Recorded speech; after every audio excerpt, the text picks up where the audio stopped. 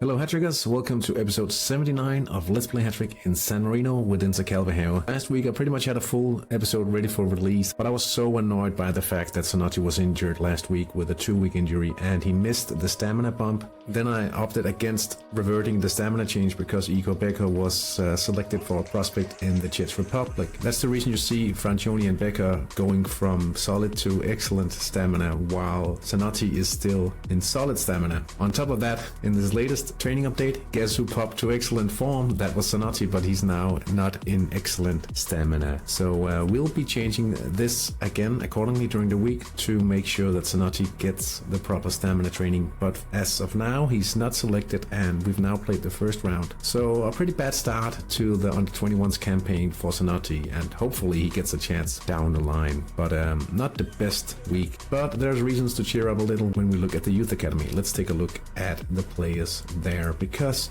one of the important things in the youth department was to see if we could finish this guy, Leo Greco. Luckily for us, he actually popped to passable scoring. We had 2 matches in last week, friendly and a youth league match, and now he's basically good enough to promote. We'll hope to see if we can improve his sub skills just a little, since they're all green. But all in all, he's quite a passable player, you could say. So good news from the youth training. Let's check see if there's more good news from the scouts this week. Let's get ready for the triple scouts call. A 15-year-old Sergio Malpelli, 5 overall, inadequate defending. Sergio, that's the guy. 15 years, 59 days, that's pretty good. So we'll try him out in the wing slot, I think, since we are actively training Bonifaci. Let's just take a look at Bonifaci as well while we are at it. He's not as old as Leo Greco yet, but he is now 6.3 in winger and a little more than that in defending as well. So that'll pair up quite nicely with the new guy. Pretty good to see. Last week we did play the unknowns in the league and we were a little lucky to win 1-0 there. We scored the single goal of the match in the 27th minute and it was Nicolai Belgigano that scored from a 31% chance at that point in the match, and luckily for us we were able to take it all the way home. If you look at the sector ratings here, you clearly see why it was quite a low scoring game. A pretty good result, and that means before round 13, we are in 4th, and while Lokomotiv Ladendicht will play the 2 top teams in the remaining rounds, we will play Virum-Sorgenfri and BKS Union Belize. So there's a chance to go past Ladendicht, but we will also have to beat, or at least draw against Virum-Sorgenfri in the remaining league matches.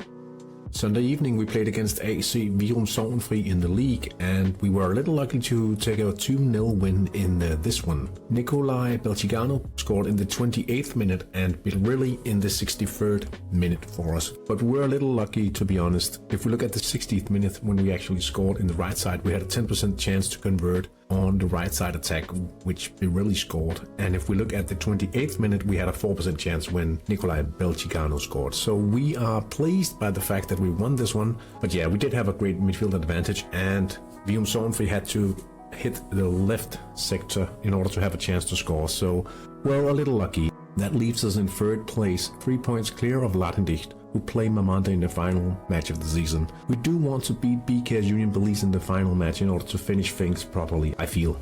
Quite nice for us to play at home and earn around 5 million kroner in the match. And if we look at the finances, we are close to 100 million Danish kroner, which is equal to 10 million euros. Good news also from the physios department, where Sonati is ready to play in this week's midweek friendly against the Danish team. Hopefully with some extra training and his good form, he'll be able to join the Under-21s quite soon. Let's just take a look at the Under-21s team and how they did in the first round against Bolivia.